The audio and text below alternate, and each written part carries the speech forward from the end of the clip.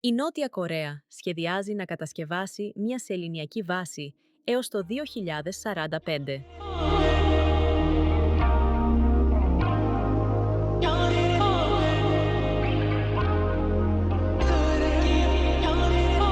Η Νότια Κορέα εντείνει τις διαστημικές της φιλοδοξίες, βάζοντας το φεγγάρι στο επίκεντρο ενός μακρόπνοου σχεδίου που περιλαμβάνει τη δημιουργία μιας σεληνιακής βάσης μέχρι το 2045.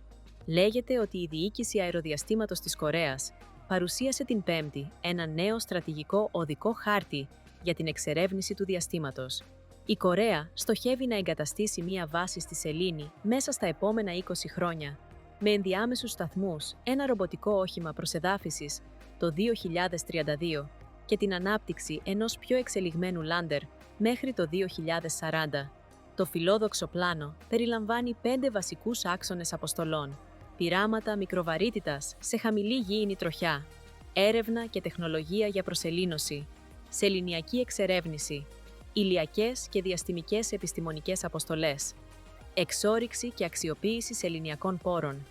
Μέρος της προετοιμασίας για το μεγάλο βήμα έχει ήδη ξεκινήσει. Το Korea Institute of Geoscience and Mineral Resources έχει αναπτύξει πρωτότυπα σεληνιακά ρόβερ, τα οποία δοκιμάζονται σε εγκαταλελειμμένο ανθρακοριχείο, προσομοιώνοντας το περιβάλλον της σεληνιακής επιφάνειας για τεστ εξόρυξης και κίνησης σε ακραίες συνθήκες.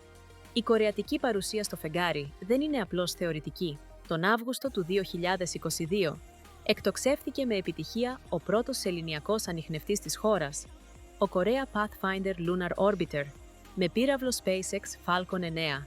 Έφτασε σε τροχιά γύρω από τη σελήνη 4 μήνες αργότερα και συνεχίζει να συλλέγει επιστημονικά δεδομένα, εφοδιασμένος με προηγμένα όργανα παρατήρησης.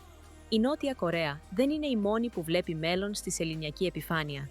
Οι Ηνωμένες Πολιτείες, μέσω του προγράμματος Artemis της NASA, σχεδιάζουν τη δημιουργία μόνιμων βάσεων στο φεγγάρι μέσα στην επόμενη δεκαετία. Η Κίνα και η Ρωσία έχουν ανακοινώσει κοινό σχέδιο για τη δημιουργία διεθνούς σεληνιακού σταθμού. Η Ινδία, με αυξανόμενη δυναμική στον διαστημικό τομέα, στοχεύει σε δική της σεληνιακή βάση έως το 2047. Αλλά η Νότια Κορέα δεν σταματά στη σελήνη.